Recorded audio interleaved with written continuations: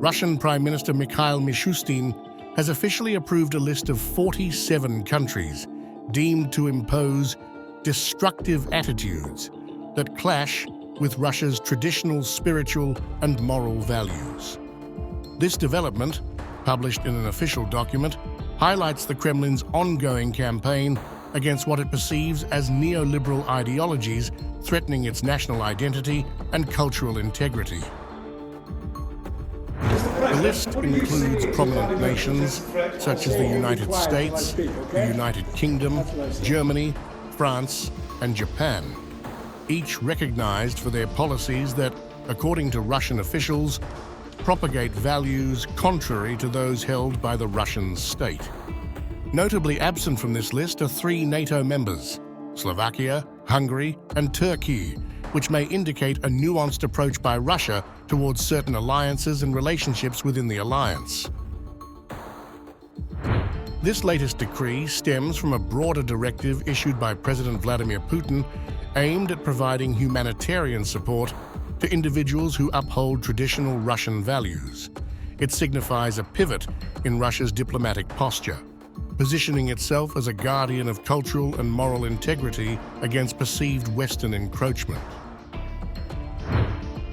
Russia's categorization of unfriendly countries is not new.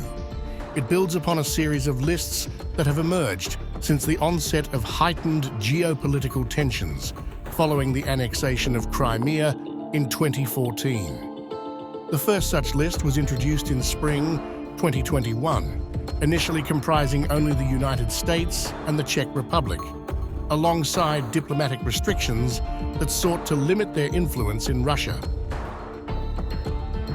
Subsequent expansions of this list, particularly in March 2022, have reflected an aggressive response to sanctions and diplomatic pressures faced by Moscow following its military operations in Ukraine. The most recent iteration includes 46 countries and territories, covering all EU member states and several key allies of the West, including Japan, Australia, and South Korea. The implications of this new list are far-reaching.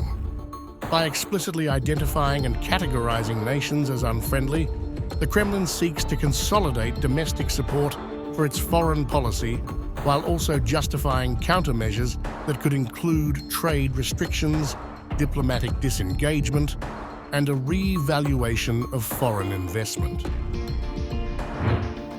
For countries listed, this designation may lead to increased tensions and retaliatory measures, further isolating them from Russia's economic sphere.